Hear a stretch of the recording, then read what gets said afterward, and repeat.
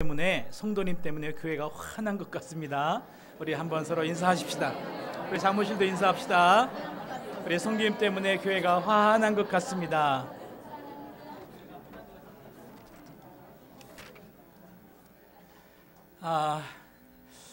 오랫동안 생각해서 만들어낸 구호입니다. 왜 그랬을까요? 어두운 구석이 있어요. 어둠의 권세가 지금 지배하는 곳이 있는 것 같아요. 우리 마음속에 하나님께서 구원의 기쁨을 주셨는데, 내 마음속에 있는 기쁨을 얼굴로 이렇게 감사와 기쁨으로 표현해서 처음 우리 교회에 오시는 분이 이 교회 참 밝다, 참 좋다라는 그런 느낌을 받을 수 있기를 바랍니다. 근데 웃는 것도 연습을 많이 해야 됩니다. 그래서 우리 성가대에서 모범을 보여주시기 바랍니다. 그래서 항상 옆에 있는 분이 나를 위해서 왜 저렇게 웃을까? 그렇게 생각할 수 있도록 이렇게 항상 미소와 밝은 마음으로 예배에 참석해 주셨으면 좋겠습니다. 자, 오늘은 설교 제목이 내가 우하면 나는 좌하리라. 지난주 이어서 우리 하나님께서 창세기를 오늘도 공부하도록 하겠습니다. 하나님께서 아브라함을 부르셨습니다. 내가 너에게 복을 주겠다. 그런데 내가 너에게 지시하는 땅으로 가라. 복을 주겠다. 그렇지만 내가 너에게 지시하는 땅으로 가라. 지시하는 땅으로 가려면 어떻게 됩니까? 지금 있는 본토 친척 아비 집을 떠나야 된다라는 것이에요. 거기에는 지금까지 계획했던 야망과 행복의 조건과 성공의 조건들이 다 갖춰져 있는 곳입니다. 그것을 버리고 떠나라. 내가 너에게 새로운 복을 주겠다라고 하나님께서 약속을 하시는 겁니다. 그래서 아브라함이 이 약속을 받고 떠났습니다. 애굽에 내려갔다 가나안에 들어왔다가 그 가뭄이 심해서 애굽에 잠깐 내려가죠. 애굽에 내려갔다가 거기에서 신앙적으로 실패를 맛보게 됩니다. 그래서 이제 다시 가나안 땅으로 올라오는데 처음 왔던 자리로 다시 올라가게 됩니다. 하나님과 아브라함 사이에는 언약이 있습니다. 언약이 있는데 어떤 언약을 맺었는가 하면은 하나님께서 아브라함 너에게 이 가나안 땅을 너에게 주겠다. 그리고 너와 내 자손에게 주겠다라고 약속을 하셨습니다. 그런데 여기에는 언약이라는 것은 쌍방간의 약속입니다. 하나님은 주겠다. 그리고 너는 받아라 이겁니다. 근데 거기에는 이면에 약속이 있는 거예요. 보이지 않는 약속이 또한 있는 거예요. 어떤 약속이 있는가 하면은 내가 너에게 이 땅을 줄 텐데 너는 이 땅을 다스릴 수 있는, 이 땅을 정복하고 다스릴 수 있는 그런 실력을 갖춘 사람이 되라라는 이런 이면적인 합의가 거기에 이미 들어있는 겁니다. 아무 자격도 없고 실력도 없고 능력도 없는 자에게 나라를 하나님께서 주면 어떻게 되겠습니까? 나라는 뭐 형편없이 되는 거죠. 그래서 하나님께서 이 아브라함과 아브라함의 자손에게 이 땅을 주는데 많은 세월이 걸립니다. 우리가 생각하는 것보다 더 오랜 세월이 걸립니다. 그리고 마침내는 하나님께서 이스라엘 아브라함의 자손에게 이 땅을 주십니다. 그때 그 이스라엘 백성들이 그 땅을 다스릴 때 첫 번째 하나님께서 기뻐하시는 왕이 누구였느냐? 사울과 다윗 중에서 하나님께서 다윗을 왕으로 세우시죠. 사람이 사울을 세웠지만은 하나님께서 기뻐하시는 왕은 다윗이었습니다. 다윗이 왕이 되기까지 정말 오랜 시간이 걸렸습니다. 그래서 이 아브라함과 하나님 사이에 이 언약이 맺어졌는데 이 땅을 너에게 주겠다라는 약속을 하셨는데 그 이면에는 이런 약속이 있다는 거 기억할 수 있길 바랍니다. 그 땅을 다스릴 수 있는 실력을 갖추어라, 능력을 갖추어라라는 것입니다. 그런데 구체적으로는 그 땅을 다스릴 수 있는 실력과 능력이 무엇이겠느냐? 그리고 왜 하나님께서는 하필이면 가나안 땅을 주시면서 이 땅을 너에게 주시겠다라고 약속을 하시는 것인가? 그 실력은 하나님의 기준에 맞는 실력이어야 된다라는 것입니다. 그러면 하나님의 기준에 맞는 실력이 어떤 실력이겠습니까? 하나님께서 아브라함에게 주시고자 하는, 아브라함의 믿음의 자손들이죠. 믿음의 자손들에게 주시고자 하는 궁극적인 것은 가나안 땅이 아니에요. 가나안 땅은 여기서 이 나라를 통치하면서 너희가 하나님 앞에 온전한, 하나님께서 기뻐하시는 그런 신앙 실력을 갖춘 자가 되어라 라는 것입니다. 그리고 그 실력을 갖추고 나서 나중에 영원한 천국에서 하나님의 천국을 상속받으며 그 나라를 누리며 그 나라를 다스릴 수 있는 영원한 하나님의 자녀로서의 자격을 갖추어서 함께 만나자라는 것이 하나님의 약속인 것을 믿으시기 바랍니다. 그렇기 때문에 이 하나님께서 주신 기준에 맞아야 되는데, 그 하나님의 기준에 맞는 사람이 되었을 때에, 하나님께서 보실 때에 참 실력이 있는 사람이 되었을 때에 하나님께서는 그 사람을 복 있는 사람이다 라고 말씀하시는 겁니다. 그가 바로 복이다 라고 말씀을 하시는 것입니다. 이런 아브라함의 복을 아브라함의 자손된 모든 자들에게 하나님께서는 주시기를 원하십니다. 우리가 믿음으로 말미암아 아브라함의 자손이 되었음을 믿습니까? 그렇다면은 여러분들도 이러한 복을 쟁취하는 사람이 될 수 있기를 예수님의 이름으로 축원합니다. 그래서 지난주 12장 3절에 보면은 너를 축복하는 자에게는 내가 복을 내리고 너를 저주하는 자에게는 내가 저주하리니 땅의 모든 족속이 너로 말미암아 복을 얻을 것이라 하신지라. 이 말씀을 통해서는 네가 복의 기준이다라는 것이에요. 복이란 무엇이냐 했을 때에 아브라함을 보라라는 것입니다. 그것이 진짜 하나님께서 기뻐하시는 복이다, 하나님께서 내리시는 복이다라는 것입니다. 그럼 아브라함이 받은 복은 무슨 복입니까? 아브라함은 땅을 한 줌밖에 차지하지 못합니다. 아내가 죽었을 때 그 묘지밖에 차지하지 못해요. 그런데 아브라함은 하나님 앞에 가장 복을 받은 사람이다 라고 이야기를 합니다. 어떤 면에서 아브라함이 복을 받은 사람이냐? 아브라함은 세상의 어느 누구보다 하나님을 가장 깊이 아는 사람, 하나님의 약속을 생명처럼 그 언약을 믿고 행하는 자였다라는 것입니다. 그랬을 때 하나님의 마음에 가장 합한 자, 즉 하나님을 온전히 소유한 자가 바로 이 아브라함이 되었다라는 사실입니다.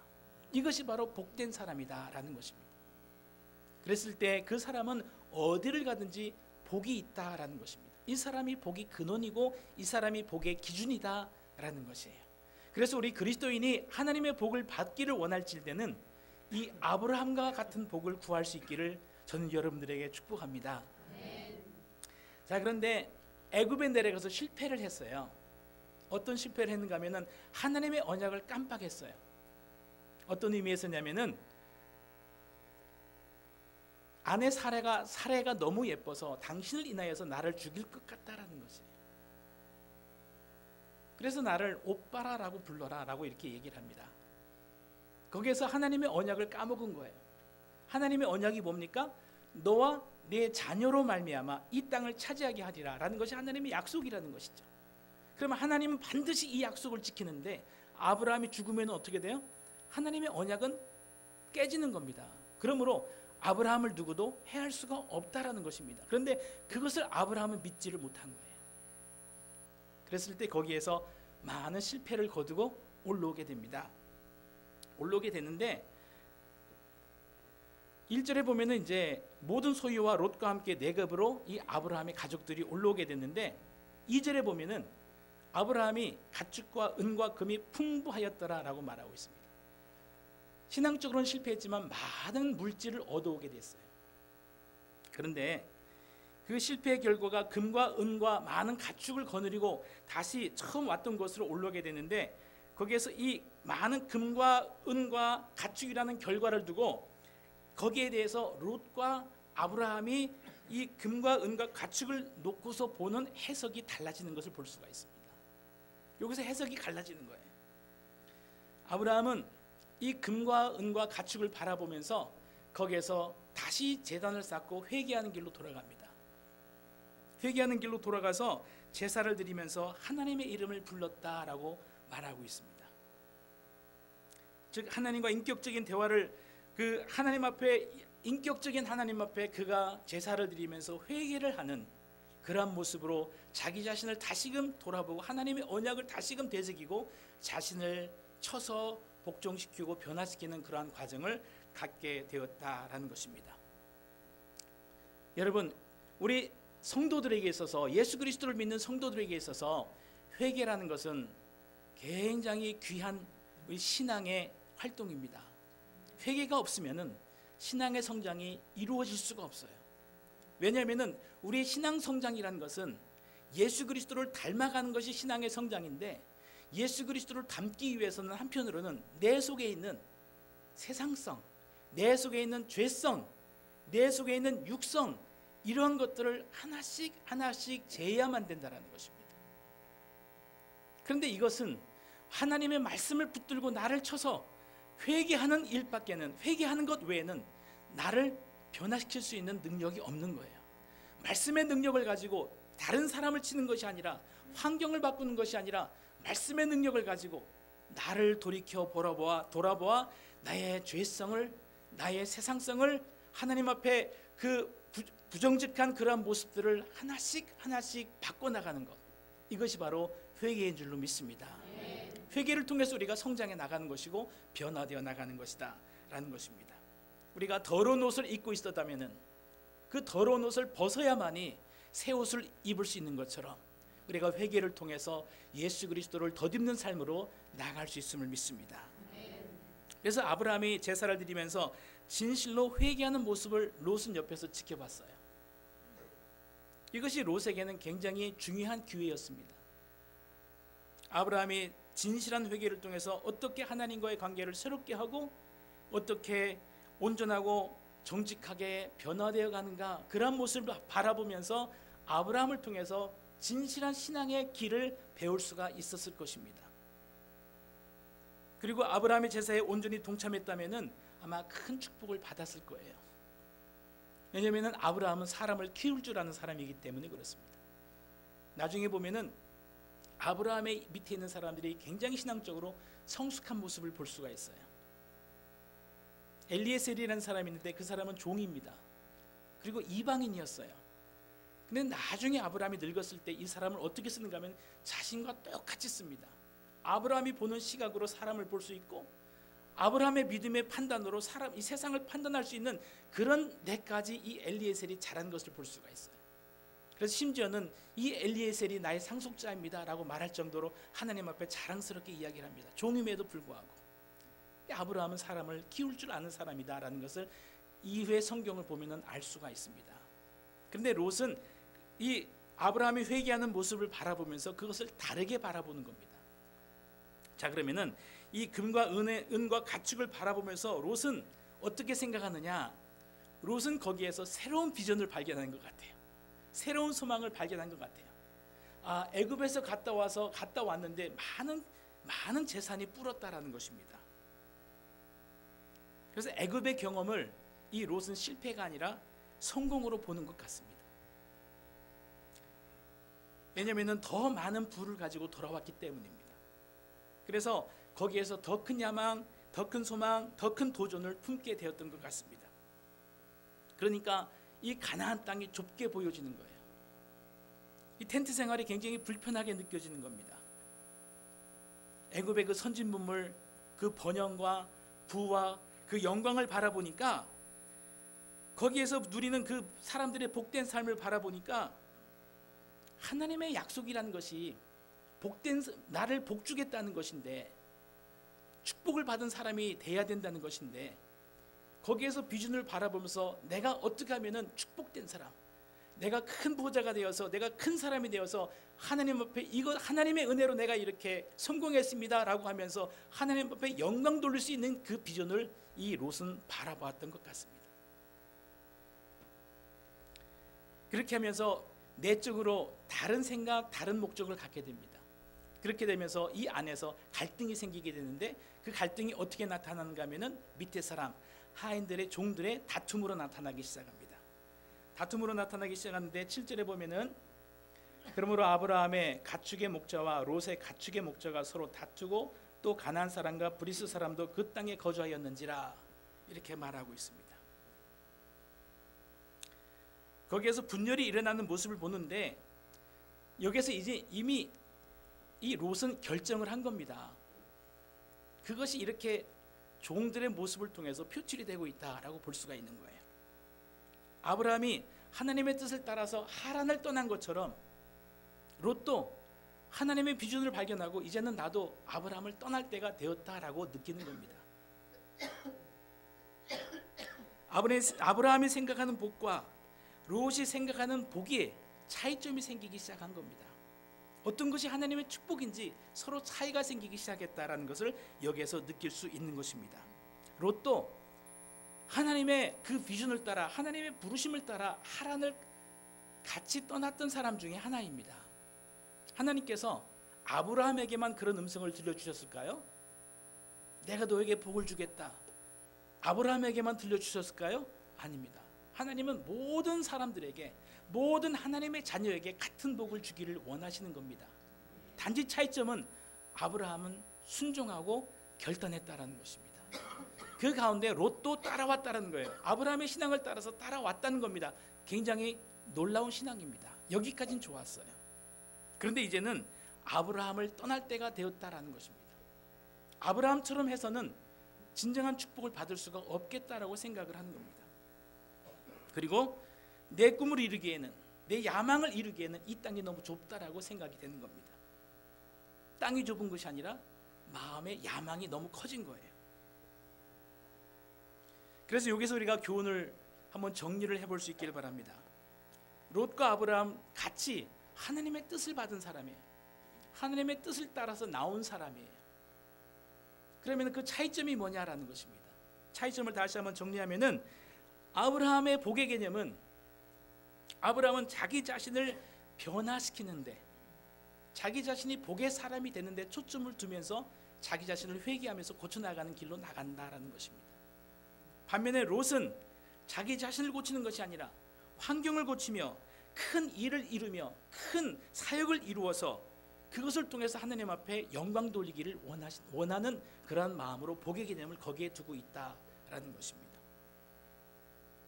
이런 롯의 마음을 아브라함이 모를 리가 없습니다. 그러니까 아브라함이 롯에게 제안을 합니다. 우리는 한 친족이다. 싸우지 말자. 세상을 놓고 싸우는 것은, 그거는 우리 신앙인으로서 할 일이 아니다. 우리의 싸움은 영적 싸움을 싸워야 될 사람들인데 세상 놓고 싸우는 것은 세상 사람들이나 하는 것이지 우리가 서로 싸우지 말자라고 제안을 합니다. 그래서 하는 말이 9절은 한번 읽어봐야 될 것 같습니다. 우리 9절을 같이 한번 읽어보겠습니다. 시작. 네 앞에 온 땅이 있지 아니하냐. 나를 떠나가라. 내가 좌하면 나는 우하고 내가 우하면 나는 좌하리라. 여러분, 신앙은 선택하거나 강요할 수가 없는 겁니다. 왜냐하면 신앙은 자원이기 때문에 그래요. 믿어. 무조건 믿어. 이방인이랑 결혼하면 너는 죽어. 이게 이슬람이잖아요. 그거는 신앙이 아닙니다. 그건 강요지. 신앙은 온전히 자원과 본인의 스스로 선택에 의해서 나가는 것이 신앙입니다. 하나님께서는 때로는 두려운 하나님, 무서운 하나님으로 나타나지만 기독교 신앙은 온전히 기쁨과 자원으로 이루어지게 돼 있습니다. 그랬을 때 이 아브라함이 이 롯의 선택을 바꾸라, 강요하거나 강제로 바꿀 수 없다라는 것입니다. 그랬을 때 그럼 너는 너의 방법으로 하나님의 뜻을 이루어 가라라고 허락을 하는 겁니다.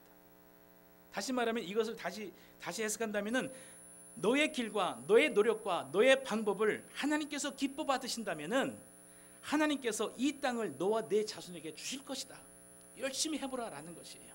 그러나 나의 길과 나의 방법과 나의 노력을 하나님께서 기뻐 받으신다면은 하나님께서는 이 땅을 나에게 주실 것이다라는 것입니다.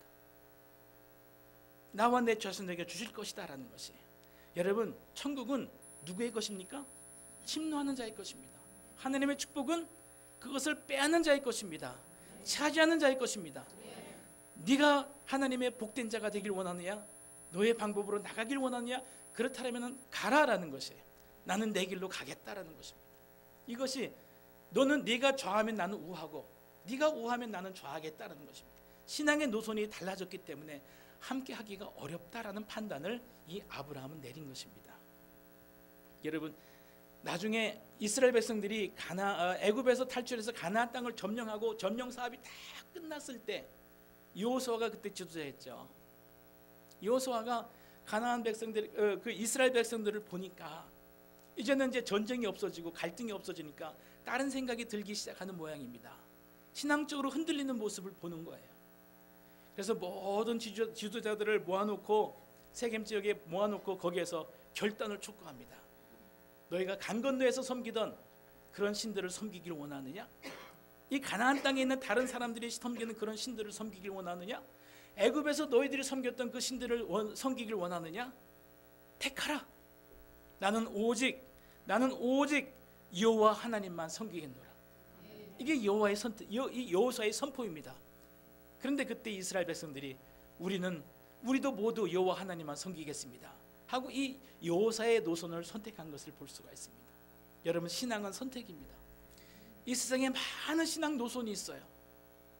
여기에 어떤 것이 하나님의 뜻인가, 그것을 분별할 수 있는 지혜가 우리 성도님들에게 반드시 있어야 되겠습니다.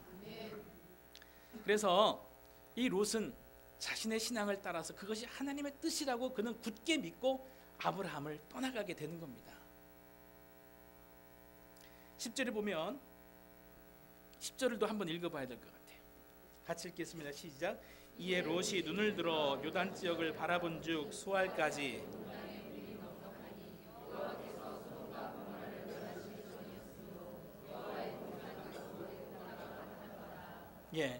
여기서 롯의 시각이 나타납니다. 롯의 비전과 도전이 여기에 나타나 있다라고 볼 수가 있습니다. 소알 땅이 뭐와 같다고 그랬어요? 처음에는 여호와의 동산 같다라고 이렇게 말하고 있습니다. 즉 저기에 들어가서 저기에서 내가 신앙으로 성공하고 하나님의 도우심으로 내가 저기에서 복을 받고 성공해서 큰 자가 되었을 때에 하나님 앞에 영광 돌리고 하나님을 기쁘시게 하는 그러한 사람이 되기를 나는 간절히 원하고 그렇게 할 수 있다라고 자신만만하게 도전하는 겁니다. 그래서 하나님의 축복으로 내가 이렇게 큰 사람이 되었습니다. 하나님의 축복으로 내가 이렇게 큰 권세를 가졌습니다. 세상을 다스릴 수 있는 사람이 되었습니다. 하나님 영광 받으시옵소서. 그런 것으로 하나님 앞에 영광 돌리기를 원했다. 그것이 하나님의 뜻이다라고 보는 겁니다. 그래서 그 지역이 여호와의 동산 같다. 내가 그쪽으로 가는 것이 하나님의 뜻이다라고 이 롯은 믿는 겁니다. 그리고 또 한 가지, 그가 이제 도시에 머물게 됩니다. 그래서 땅이 비좁아서 양을 못 친다, 가축을 못 친다, 그게 아닌 것 같아요. 가서 양을 치는 것이 아니라 어디에 들어가 있어요? 도시에 들어간다는 것입니다. 도시 속으로 들어가서 세상 속으로 들어갑니다. 그게 두 가지 의미가 있는 것 같아요. 두 가지가 의미가 있는데, 하나는 성도가 세상에 들어가는 것은 하나는 정복하며 다스리러 들어가는 겁니다. 또 한 가지는 세상에 먹히는 겁니다. 그것이 세상이 좋아서 거기에서 휩쓸리고 동화되는 것입니다. 그런데 여기서 롯은 분명히 아마 하나님의 뜻을 따라서 그 땅을 정복하기를 원하고 그 땅에서 하나님의 복된 자로서 우뚝 서기를 원했는데, 과연 롯은 어떤 케이스냐라는 것이에요. 본인은 대의명분으로는 그 가나안을 정복해서 하나님을 기쁘게 해드리는 것, 이것이 롯의 마음이었을 겁니다. 그런데 그것이 과연 성공할 수 있을까라는 것입니다. 그래서 그 말씀을 보면은 그 동산이 여호와의 동산 같고 또 뭐와 같았어요? 애굽 땅과 같았더라라는 것입니다. 애굽 땅에서 아브라함이 금과 은과 가축을 많이 얻어온 것을 봤거든요. 애굽의 영광을 보았거든요. 애굽 땅이 부러운 땅입니다. 그 땅이 부럽다라는 것입니다. 여러분, 세상의 부러우면 절대로 세상을 이길 수가 없습니다.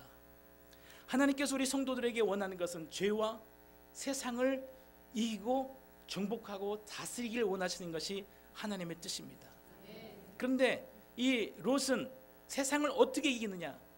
더 큰 세상을 가져서 다른 사람을 이겨서 하나님 앞에 영광 돌리겠다라는 것입니다. 이것이 롯의 방법이에요. 이것이 하나님의 뜻이라고 믿는 거예요. 우리가 옛날에 전에 노아의 이야기를 통해서 왜 하나님께서 노아 시대 때 왜 하나님께서 세상을 물로 심판하셨느냐?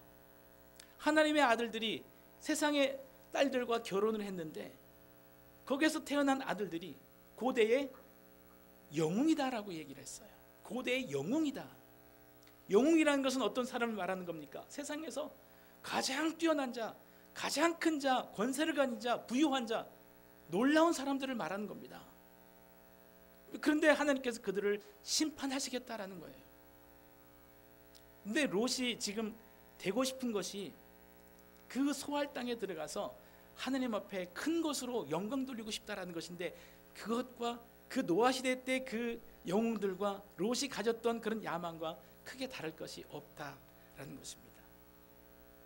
여러분, 세상을 다스리고 정복한다라는 개념이 성경적으로는 그런 개념이 아닙니다. 우리 그리스도인이 하나님께서 우리를 창조하실 때에, 세상을 창조하시고 나서 마지막 날에 우리에게 주신 명령이 무엇입니까? 세상을 정복하고 다스리라. 하나님의 명령입니다. 우리도 세상을 정복하고 다스리는 자가 되어야 됩니다. 왕 같은 사람이 되어야 됩니다. 그러면 어떻게 세상을 정복하고 다스릴 수가 있는 것입니까?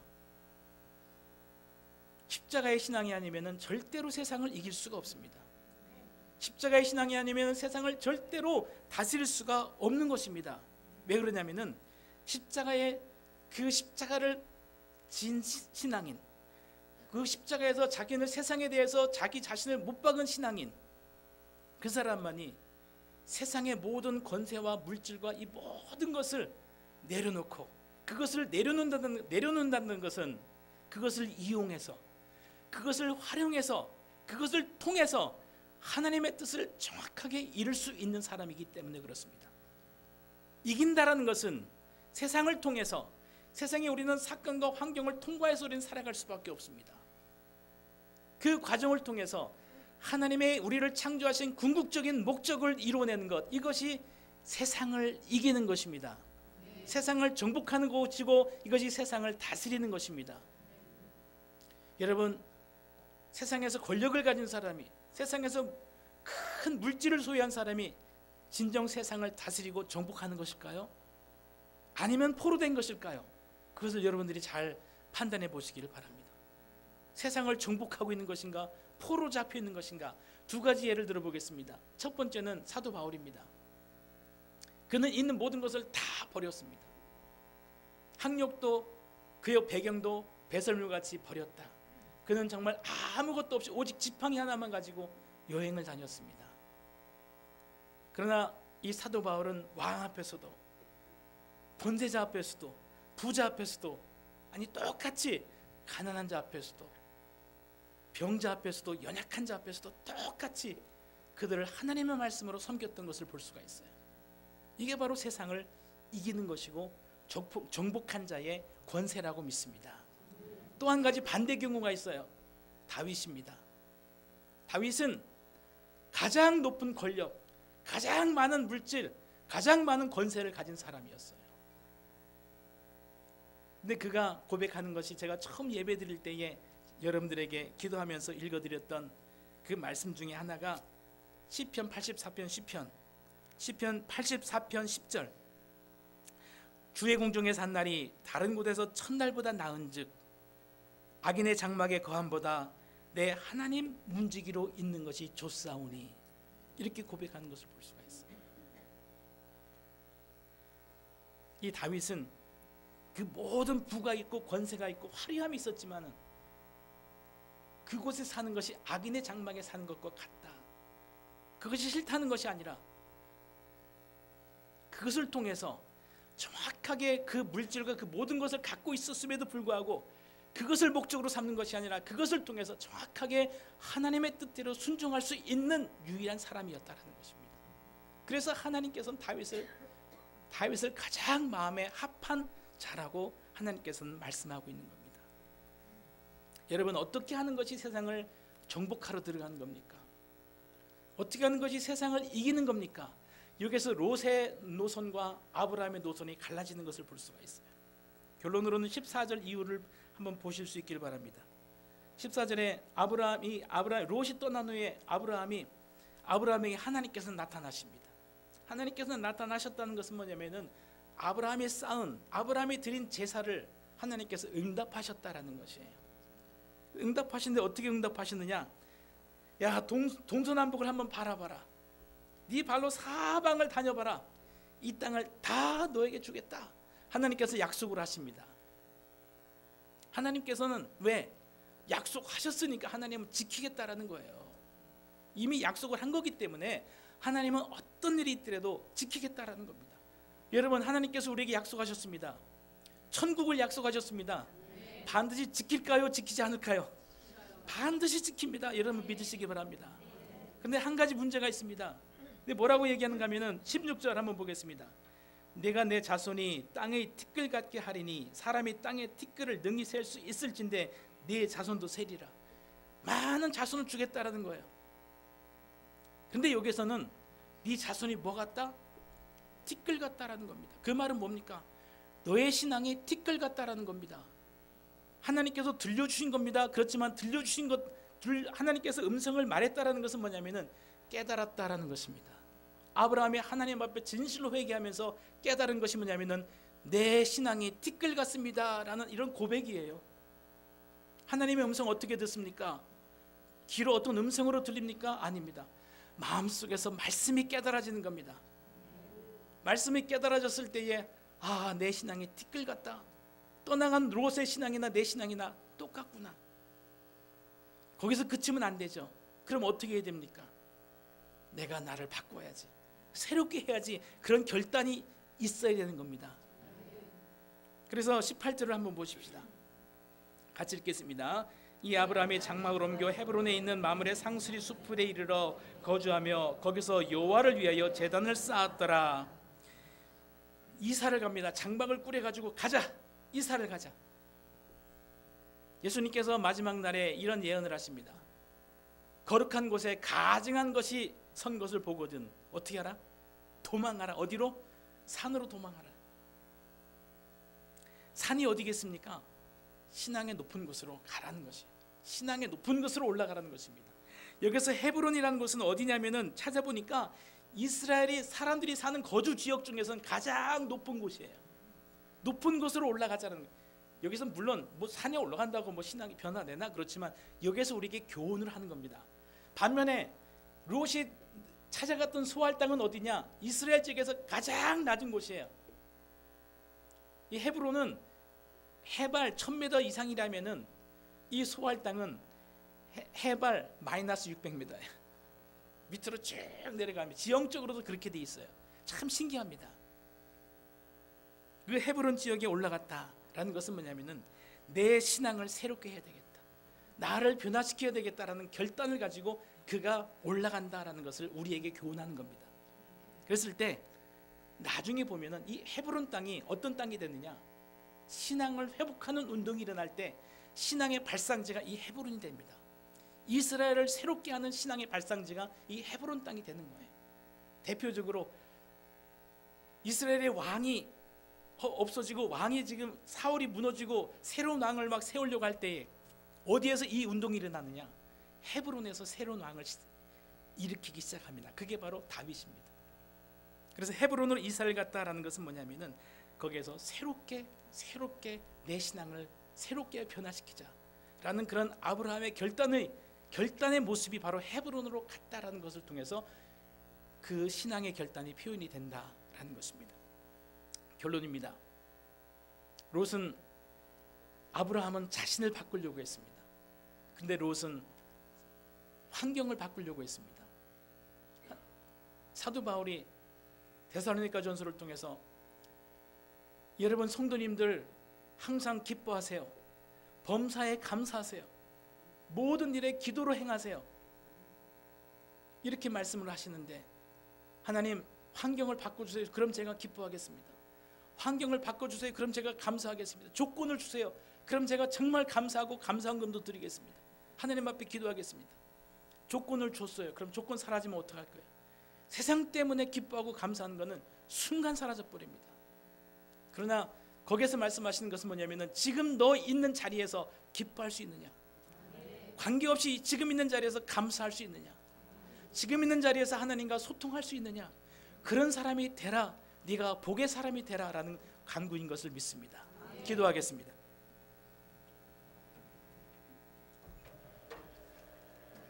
좋으신 아버지 하나님, 롯과 아브라함의 신앙이 갈라지면서 서로 다른 정반대의 길로 가는 것을 오늘 말씀을 통해서 바라보게 됩니다. 하나님, 이런 선택을 하나님께서는 우리 앞에도 놓고 계십니다. 어떤 길을 선택할 것이냐? 네가 복의 사람이 되기를 원하느냐? 아니면 세상 환경을 바꾸는 사람이 되기를 원하느냐? 하나님, 아브라함의 길을 선택할 수 있도록 주님 축복하여 주시옵소서. 우리 주 예수님의 이름으로 감사드리며 기도하였습니다. 아멘. 우리 찬송하겠습니다. 347장입니다.